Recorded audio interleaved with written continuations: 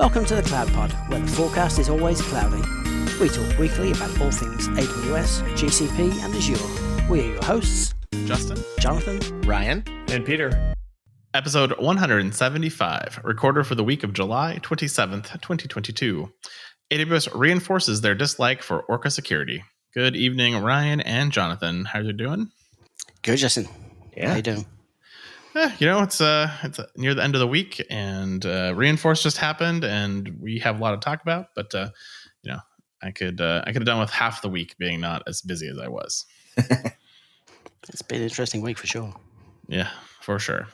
Well, let's jump into it. And first of all, for those of you who know that Jeff Barr likes to write a blog post every Prime Day to talk about how AWS delivered the win for Amazon.com. He has his annual recap blog post. So he's been doing this now for many, many years. He highlights in there. And as always, he tells us what he bought. He bought a first aid kit. He bought some wood brown filament for his 3D printer and a nonstick frying pan. So just about as exciting as what I ordered for Amazon Prime Day, which was a battery UPS backup. So you see that, pandemic's been good to us. We all have all the things we want, and we're just buying essentials on sale. So. Apparently, the stats, though, are pretty darn impressive. Amazon says Prime members purchased more than 100,000 items per minute during Prime Day. And of course, AWS was there making sure their systems worked, performed, and sold you the material goods of your dreams. Aurora had apparently spun up to 5,326 database instances running PostgreSQL and MySQL compatible editions, processing 288 billion transactions, storing 1.8 terabytes of data, and transferring 749 terabytes of data between their systems. EC2 increased the number of instances by 12%, resulting in an overall server equivalent that was only 7% larger than Cyber Monday due to increased adoption of Graviton 2, which basically, if you parse that out there, for Cyber Monday, they had 19% more servers than normal. Now they only have 12 because of Graviton, so that's a pretty good savings if they were paying for these servers, which they don't. EBS added 152 petabytes of storage, with the resulting EBS fleet handling 11.4 trillion daily requests and transferring 532 petabytes daily. But due to the increased efficiency of internal Amazon services, they use about 4% less EBS storage and transferred 13% less data than Prime Day last year, which is always good to figure out while you're spending a lot of your money and optimize. Always a plus. SES peaked at 33,000 email messages per second. I wish I could get a quota that high, though, for SES. Have you ever tried to do something like that? Never. SQS set a new traffic record by processing 70.5 million messages per second at peak. Amazon DynamoDB maintained HA, delivering a single-digit millisecond responses, and peaked at 105.2 million requests per second. SageMaker processed over 100 million transactions. QuickSight was used by over 1,000 users spanning 24 countries and served millions of BI queries with a peak of 500 queries per minute per dataset. And package planning systems performed 60 million AWS Lambda invocations, processing 17 terabytes of compressed data in S3, and storing 64 million items across Amazon DynamoDB and Elasticache, and served 200 million events via Kinesis and handled 50 million SQS events. So that's a lot of throughput for Prime Day.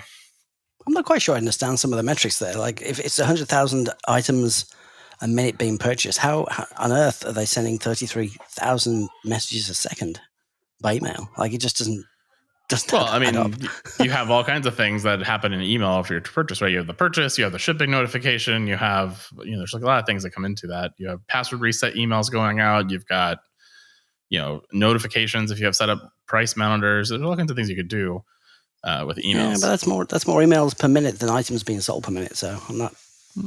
Fair enough. Like, are they talking about AWS as a whole handled all those things per service, or is that just the impact that Prime had on those services? I mean, I didn't write this blog post. I kind of wonder if there's a little spin in here. Yeah, it's very possible there's a little spin in it.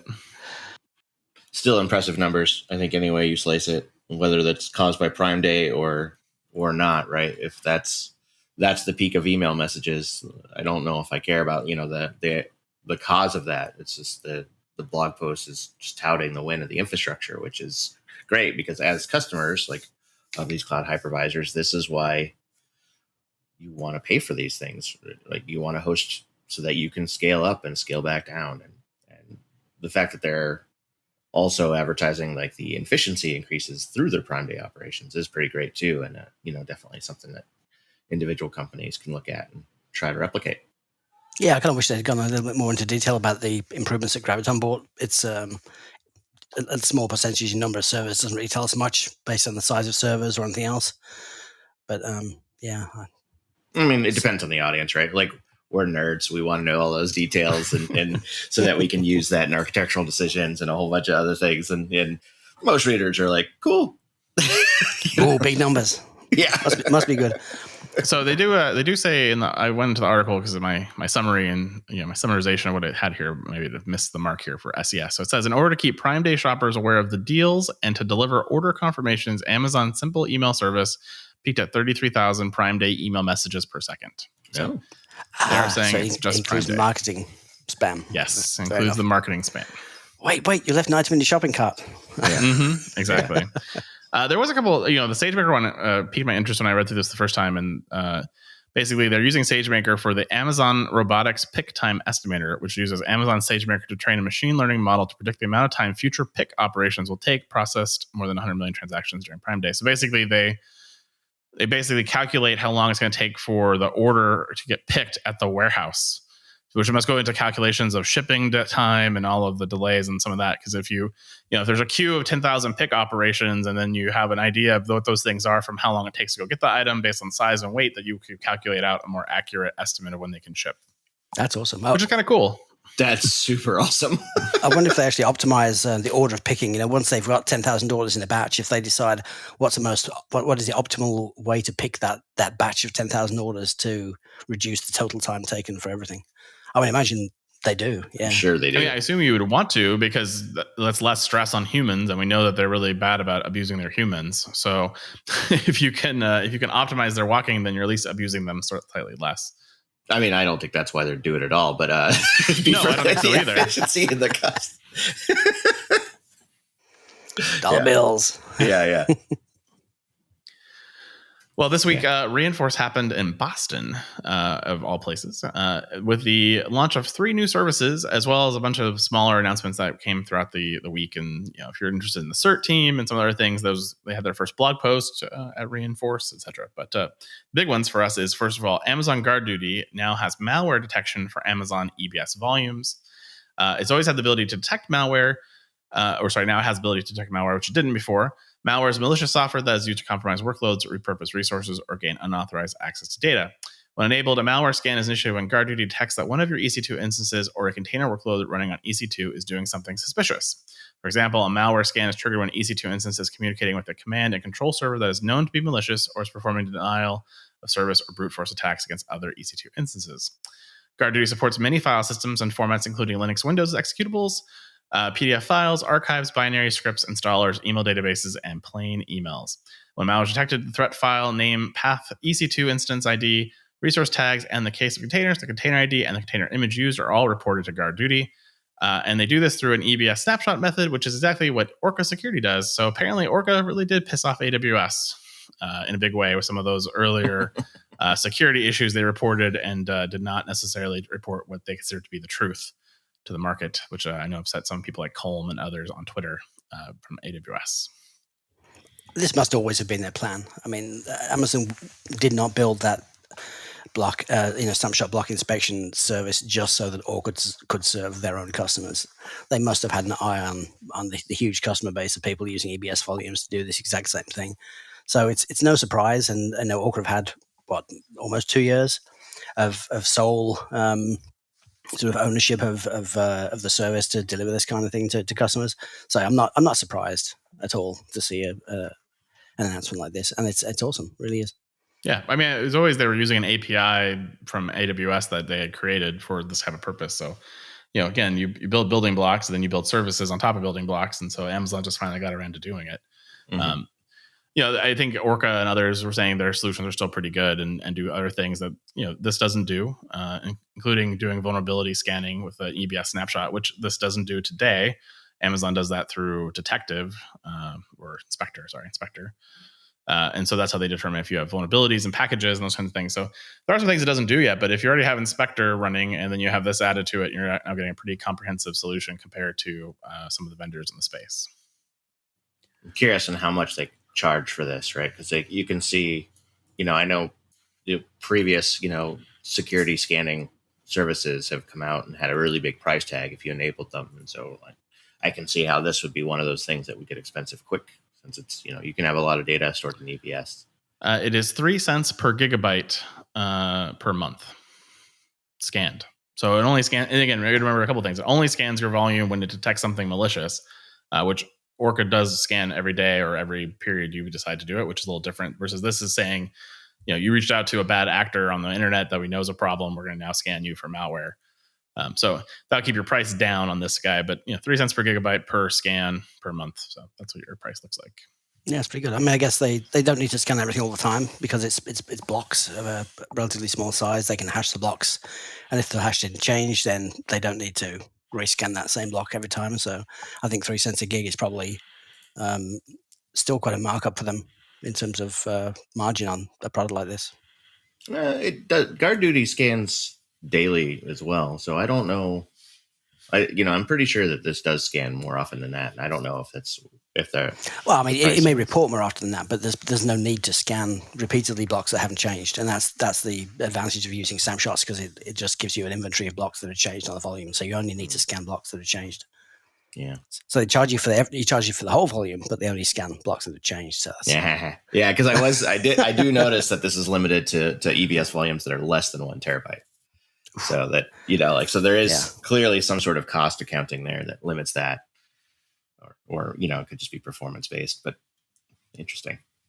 Yeah, so I mean, it sounds like right now it's just focusing on things it considers to be bad, but I suspect you'll see enhancements come to this. That's just a way to keep the volume down initially, and then for customers who do want to pay for this daily or do want to pay for it, they can potentially do more regular scanning if the blocks have changed. I think there's ways to keep the cost down, but I think for a V1 product or an MVP from AWS, this is not a bad start. Mm-hmm. It'd be nice to have a AWS file scanning service, object scanning service. Customer uploads a doc to me, send it to them. Does this have a virus? Does it contain malware? Give me a real time response to this kind of thing. So this is very passive. Mm-hmm. It's very great. We found this thing on your server. Now you got to figure out what to do with it. We can't just shut the server down. We can't do anything. You get an alert to the NOC or the SOC even. Mm-hmm. I'd like to still see an API that lets me call a scanning service, when I want. Yeah, well, that's been a problem for a while that we've had to engineer our way around using Symantec or other people who have API-driven file scanning, especially if you have security requirements around that for data going into object storage or data going to EBS that you want to detect that. It's definitely toil and undifferentiated heavy lifting that Amazon has not taken away from us. Not yet. And we'd like you to. Please do. All you need to do is, change your SLA to be like 48 hours for every web transaction. I don't see how that'd be a problem. And then you just place it in S3 and just have Macy do it. Yeah, we can do that too. I'm sure I'd be willing to wait 48 hours to purchase a new set of toothbrushes. I don't see that be a problem. Well, Amazon Detective now supports Kubernetes workloads on Amazon EKS for your security investigations.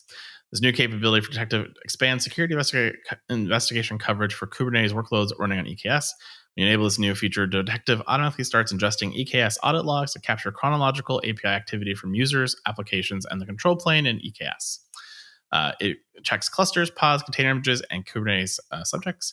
And Detective correlates user activity using CloudTrail and network activity using flow logs without the need for you to enable, store, or retain logs manually. The service gleans key security information from these logs and retains them in a security behavioral graph database that enables fast cross-reference across access to 12 months of activity, which is pretty great. Yeah. Yeah, there's nothing not to like of this announcement, right? Like, this is Detective, it's expensive and, it's got normal issues there, but, the Kubernetes ecosystem can get complex fast. And so having this enabled as part of the Amazon Kubernetes offering, like, this is why you use managed services, and this is why you would use EKS over building your own, is for this integration. And this is the type of feature that, can save your bacon if you're trying to track down, any kind of exploit that's taken place and notify your users or make changes. It's pretty rad.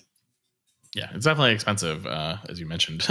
For 1,000 gigabytes, the first 1,000 gigabytes costs you $2 per gig, and then up to 4,000 costs you $1 per gig, and then up to 5,000 is 50 cents per gig, and over 10,000 will cost you 25 cents per gig. So it is quite a bit of money. But again, it's one of those things. If you're already storing the data in CloudTrail and you're already storing it on S3, you might as well get value out of the data, and versus just a bucket full of data you have to go write an Athena query to later.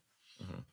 or just manually some poor security analyst, just has to sort of compile all these data, from multiple sources and, list out your kill chain, the whole thing. So this is, it's nice to see services sort of automating this and making it easier. And I'm sure if there was a known exploit that you're going and sourcing it down, like the cost of enabling this for that investigation versus the risk at that point, like probably pays for itself pretty quick.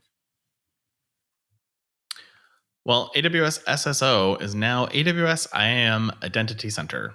Amazon Web Services is changing the name to highlight the service's foundation in AWS Identity and Access Management to better reflect its full set of capabilities and to reinforce its recommended role as the central place to manage access across AWS accounts and applications. This is an entire blog post where nothing has changed. But they literally try to justify this naming convention. And they should be trying to justify it because if you completely expand out AWS IAM Identity Center, you're getting Amazon Web Services Identity and Access Management Identity Center, which is all about redundancy in a name, if I've ever seen it. Yeah. And my main complaint about this, it's terrible, right? Is that it's going to be impossible to find right information via web searches and other things. It drives me crazy. Some of these naming things, call it a service, give it a weird, funky name. AWS SSO is short, distinct, memorable, and searchable.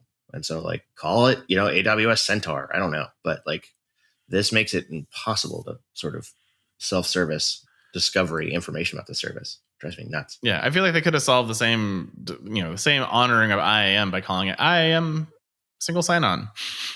Or, it just doesn't make any sense to me that they would add all this identity center. What does that even mean? It's these two words that mean nothing. I mean, I'm guessing that, it's the same kind of thing they did with the systems management console, right? They have a whole vision of lots of integration of services and putting this all under that dashboard. And I think this is the first step towards that for identity, which is good because that probably means there's some fixes coming in IAM and some, service offerings there. But yeah. I mean, do you guys think this is partially tied to the fact that really adoption, I think, for SSO has been sort of limited if you're already in the ecosystem because you already did you'd already done single sign-on to potentially a single account, and then you set up, cross-identity trust roles, and so you didn't really need this. And then they came out with this whole thing, and no one's really using it. Do you think it's partially a usage, and they're trying to make it more broadly appealable, or do you think that has nothing to do with it? So I don't know about the adoption, but anecdotally, it does seem like AWS SSO was taking off because it was a very convenient flow. And so it was only larger enterprises that I know that weren't taking advantage of that because they already had their setup. And, it's. Yeah. I mean, 1,077 words about why they did this. I'm missing the bigger theme here. Why? But hopefully I'll figure that out soon, or maybe we'll see some new features coming for Identity Center later on. And maybe they're thinking about collapsing because if you think about identities, Cognito's identity as well, but it's a different type of identity. Does all that get merged into this Identity Center over time?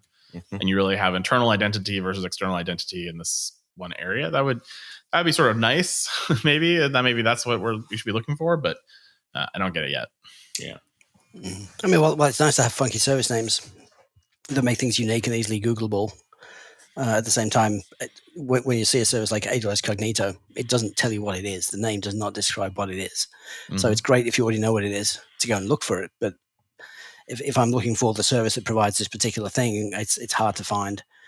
I don't know. It just reminds me of Prince. I feel like it should be named like that. The service formerly named as something else.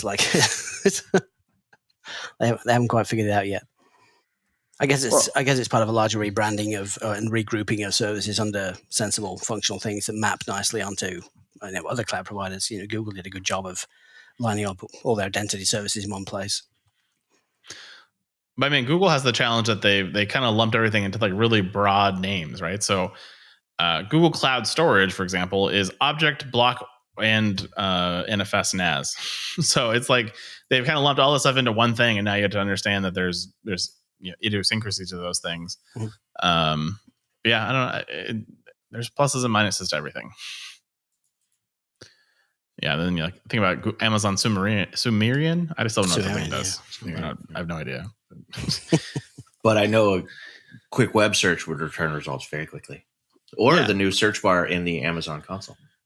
Sure. If you knew what the keywords were that it applies to, I suppose. Or no, how to spell Sumerian, which I don't. Yeah, that's a tough one. Have you been waiting months and months to hire your new AWS, GCP, or Azure architect, only to have them be poached at the 11th hour by a startup with a juice bar? Initiatives stalled because you're having trouble hiring?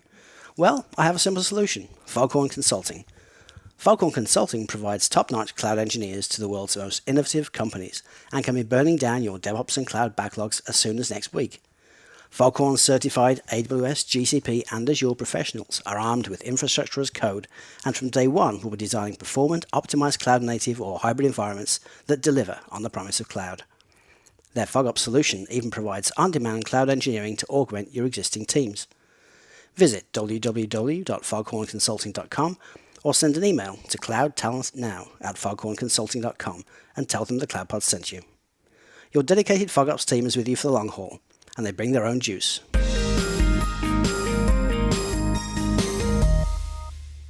All right, let's move to GCP. Apparently, Hola Mexico! You're getting a new GCP cloud region, which will be the third in Latin America, joining Santiago, Chile, and Sao Paulo, Brazil. Viva la Mexico! It's awesome. Yeah, all the US automakers will be super happy that they've got Google Cloud down in Mexico. Yeah. Yeah, I didn't know there was a data sovereignty concern they would be worried about versus just having that in Ohio, which probably was just as good for them. Well, I mean, I think it does speak to the general improvements that, infrastructure, web infrastructure anyway, is having across, Mexico and South America, which is great. And so like, that's really nice. I wish there was a little bit more in Central America, but there's lots of reasons why that's hard. But yeah, no, this is pretty cool. Yeah, so we'll talk about it again when the region actually opens, which will probably be 2 or 3 years from now. So, and if the supply chain gets worse, 4 years from now.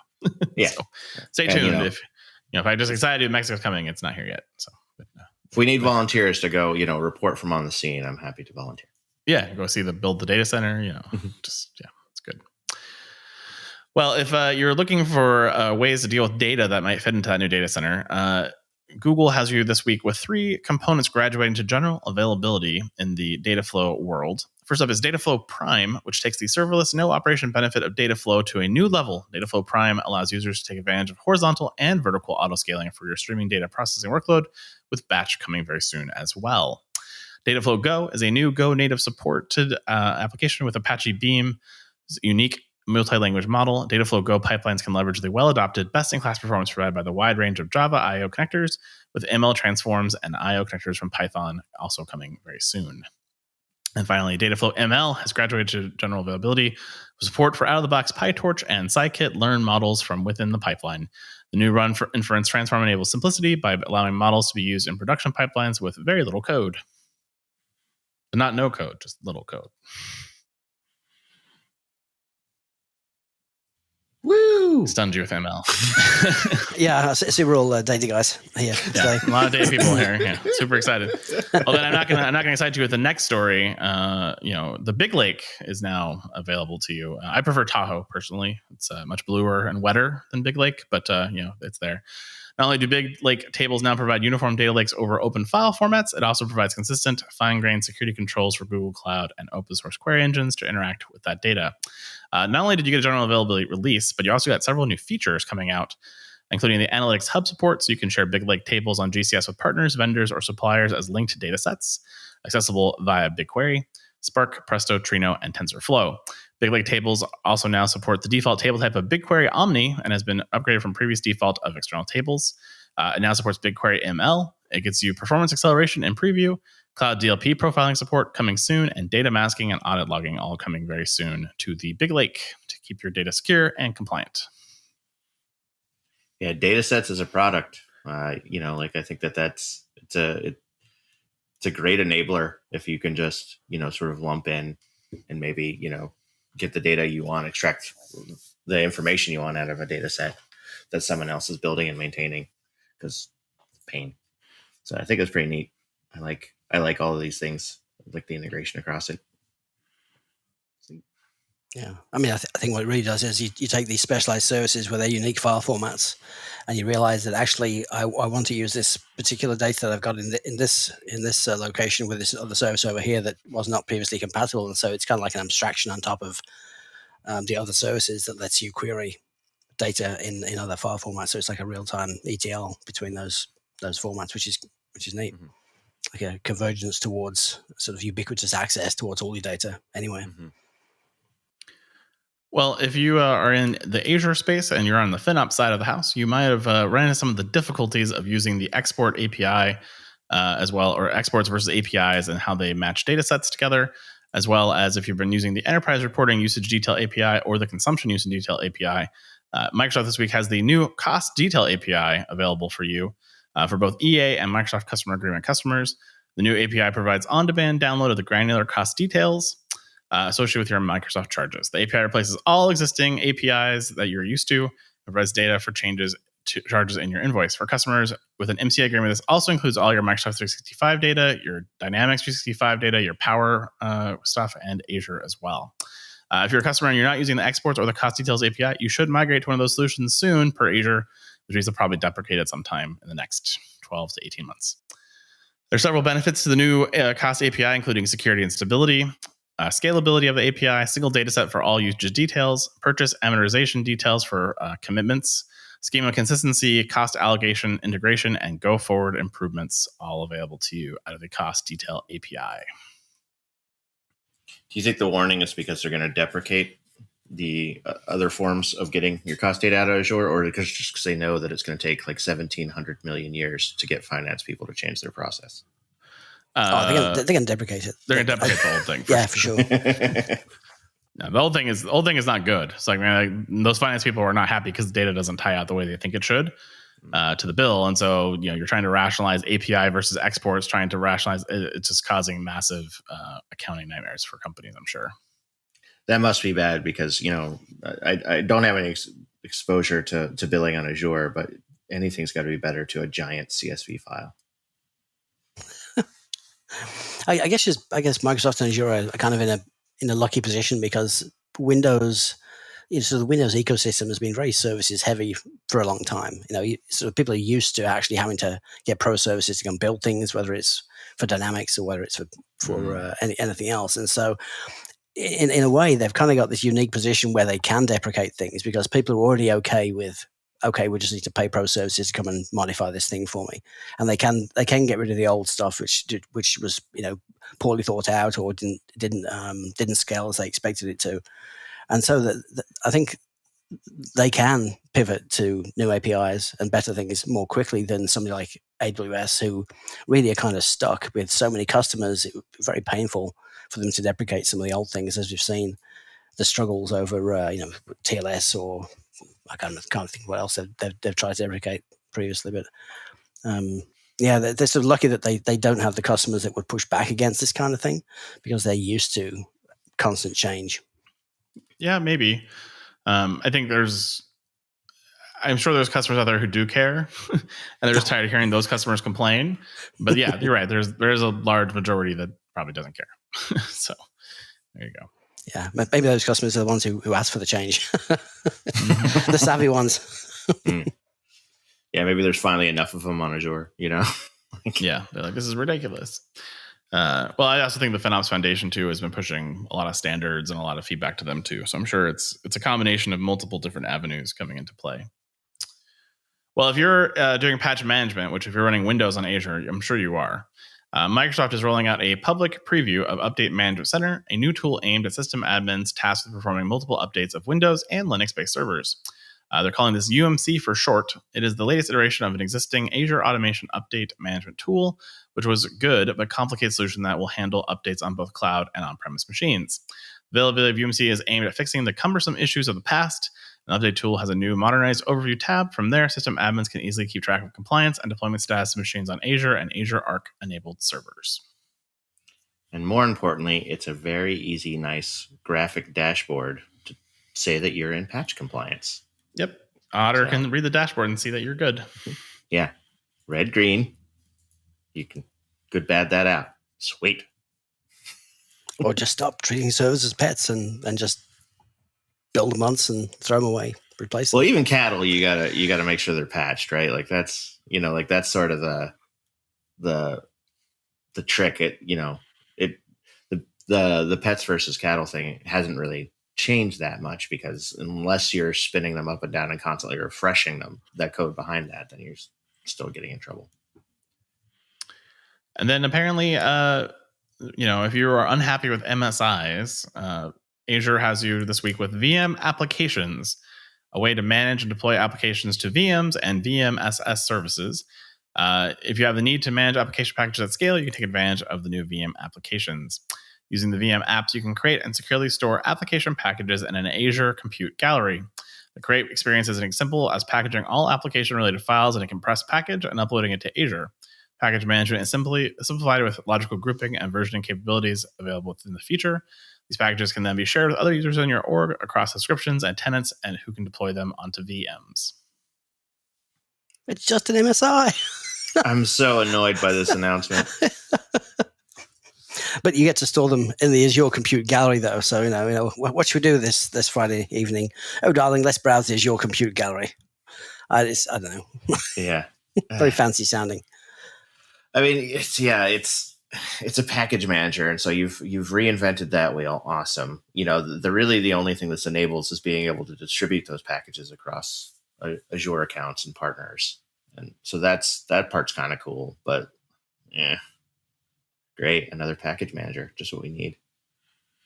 I mean, until FPM supports it, I don't care. If it doesn't, and FPM hasn't supported MSIs ever because it's such a garbage model of deploying applications.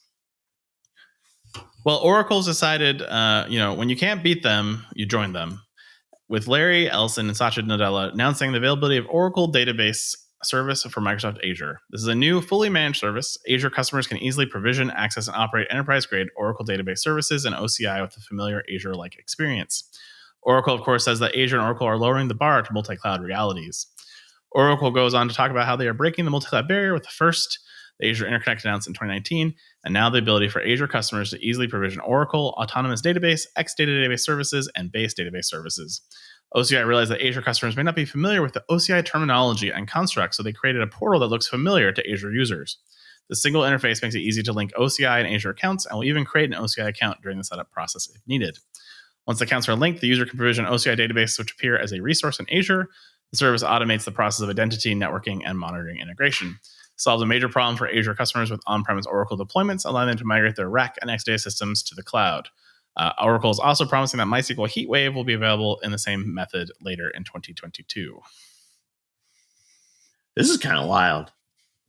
I really haven't seen this level of integration, not at the user experience level for that. So it's kind of nuts. And, thinking about the multi-cloud strategy, I'm so used to thinking about it from an application architecture and infrastructure point of view that thinking about multi-cloud for managed services has never really crossed my mind. And this is, I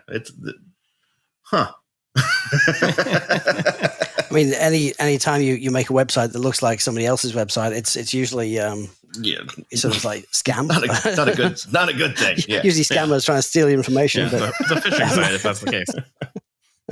I guess it speaks to the audience who wants to be clicky in the Azure console, which is a lot of Azure admins. Well, or the functionality of the OCI site.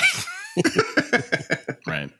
I just find it funny that they came out with this autonomous link interconnect thing where you could link your Azure region to Oracle region, but you had to do that yourself, right? And get a telco provider and do all this stuff, and then they could sell you an Oracle database. And basically, the customers must have told them, "Yeah, we don't want to do that. We don't want to pay for our own circuit." So then Oracle's like, "What do we do next?" Okay, well we'll build the circuits. We'll pay for that stuff as part of our subscription, and then we'll just dump this into there. And then but then now they have to know how to use our console. Like, oh yeah, it's nothing like the Azure console because ours makes some sense, which I'll give OCI credit for. And so now they just created basically a plugin that looks like Azure that you can now leverage. So it's an interesting move. And if you read through these two articles that I linked to for this, they They talk all about how this is just a huge enabler for the multi-cloud reality that customers want, and how it gives customers true choice of cloud. And it's sort of like, does it though? Because you're not letting them run Oracle on Azure. You're running Oracle for them on OCI, just making it look like Azure. Yeah. Yeah, ask a CFO if they think a DBA should have a choice to deploy very expensive, telecommunications hardware to cross-link Oracle Data Center to your Azure account, so that you can deploy an even more expensive Oracle cluster of some kind. I don't know. It's sort of, yes, it's an enabler, but I liked having those gates in the past, whereby somebody couldn't just do something during the console and cost me $5 million. Well, or get you into GDPR trouble because you didn't mention that Oracle is now processing your data. So, in your GDPR policy. Yeah, vendor risk is a significant problem around things like that. All of a sudden, I thought I was deploying an Azure service. All of a sudden, it's not an Azure service. It's not governed by the same rules and regulations or compliance controls. Yep, agreed. All right, well, that's it for new news. Let's go to the lightning round. Jonathan, I think you're kicking us off this week. I am. So AWS Fault Injector Simulator now supports Chaos Mesh and Litmus experiments. My litmus test is on engineer quality is how much they want to implement this feature. I kind of wonder if it fizzes when you put the litmus test in. Nice. I see what you did there. AWS Backup adds support for Amazon RDS multi-AZ clusters. So nice to know that you couldn't back it up before, but you had to really hope that multi-AZ thing panned out for you.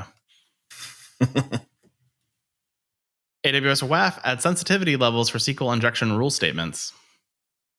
So is this, how sensitive I am to, SQL injection, or is it just like, sensitive in general? Like, where's some emotions on the sleeve? Like, I want to know. Yeah. They touch me in a bad place. They queried across my boundaries.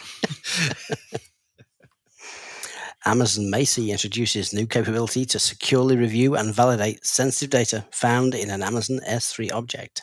Great way, Amazon, to boost your revenues by double charging for the same thing you were supposed to do originally. Thanks. Appreciate that. Amazon Document DB with MongoDB compatibility now supports fast database cloning.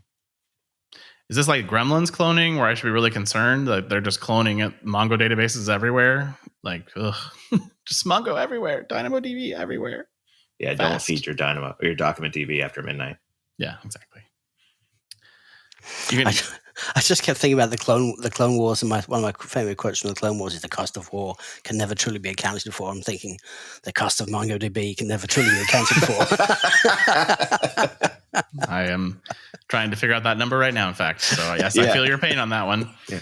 I feel like that's a sticker. I think that might need to be a sticker. You can now programmatically manage primary contact information on AWS accounts. So when your engineering dev lead in charge of the account wants to change their product name for the 11th time, you actually have an easy button to do that for them. Thank you.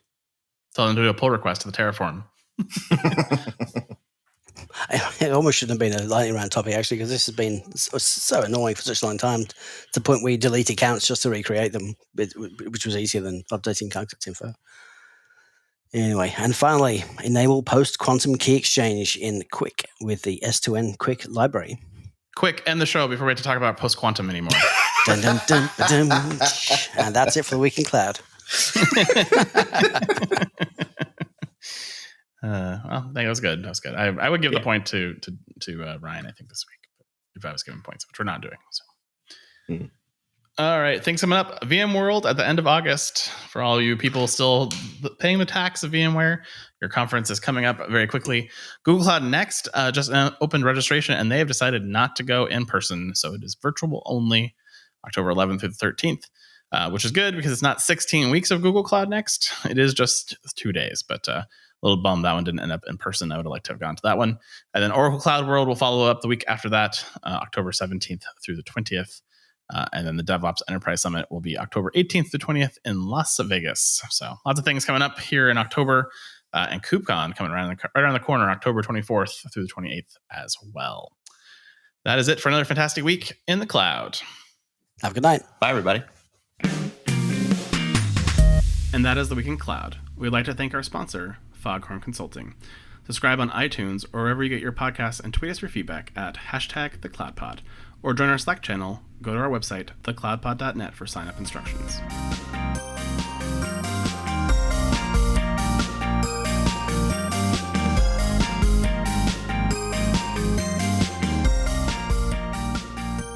Should we talk about this Google engineer guy?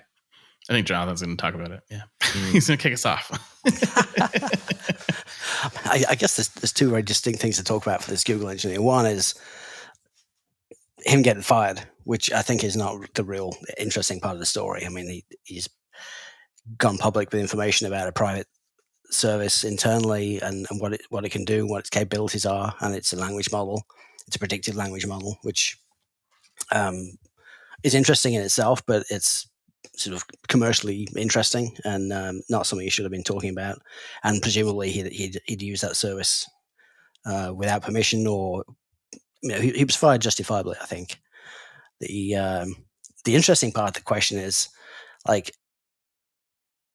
the fact that he thought that it was conscious in the first place, or that was sentient at least. So I mean, that's a question which I think is going to be very difficult to answer, and it's going to be something which certainly the next 10 years, especially with DeepMind and the products that they're developing, I think it's going to be of real concern to actually be able to define, well, how do we test whether something is sentient? How do we test whether it's conscious?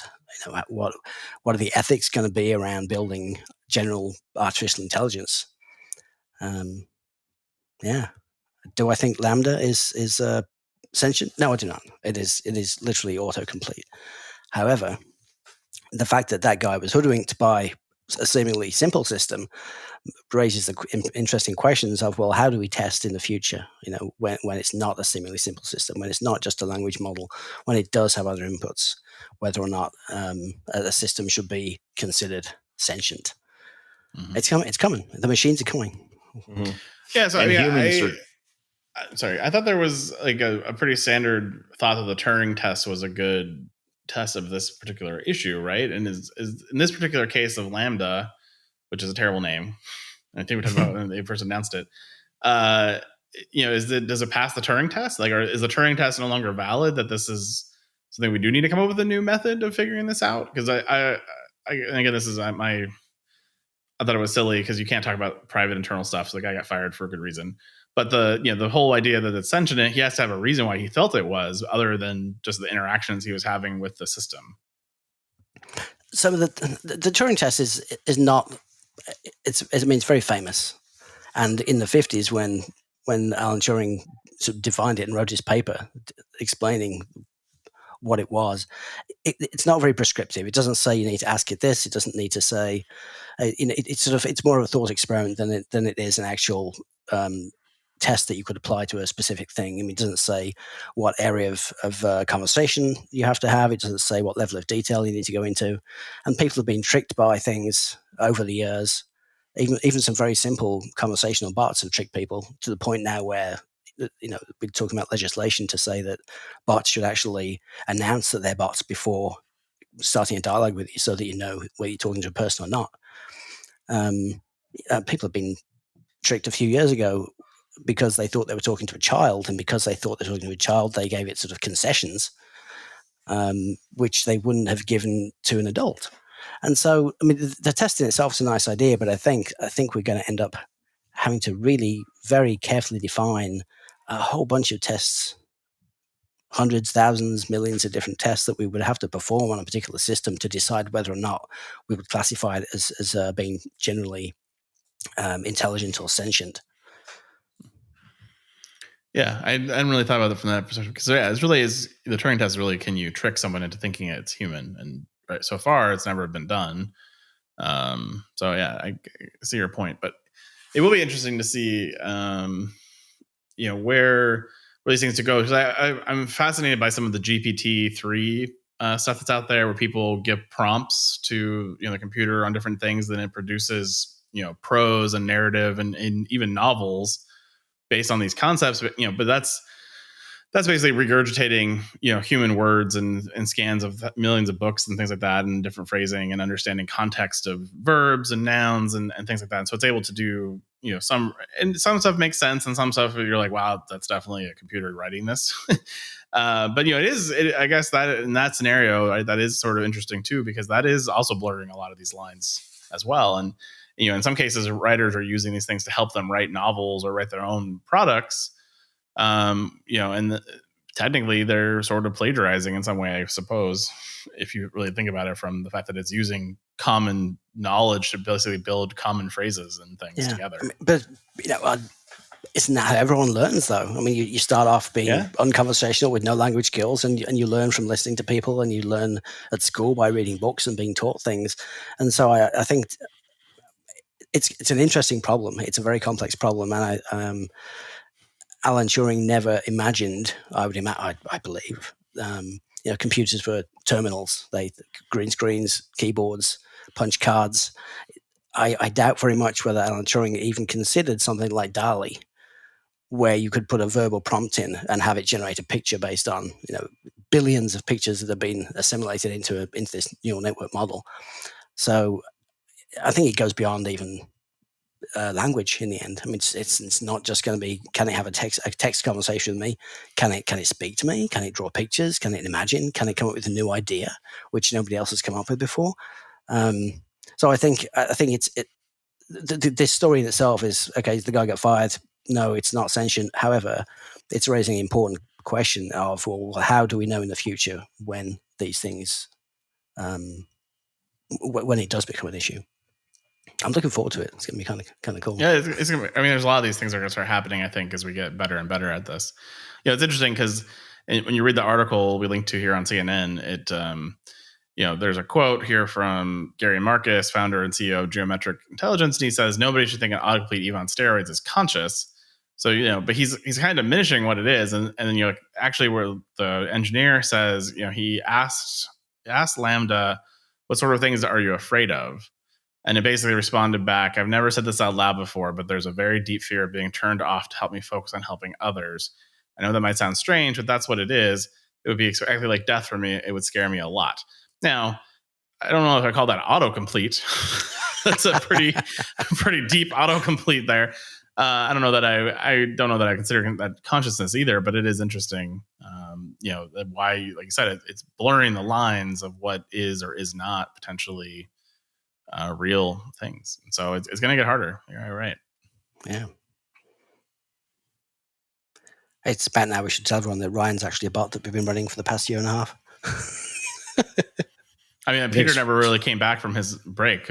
Peter's a bot too. So I couldn't pay the Amazon bill this month, so we couldn't spin him up for the episode today. Yeah. You only get one of us bots at a time. You guys picked the less funny one. Good job.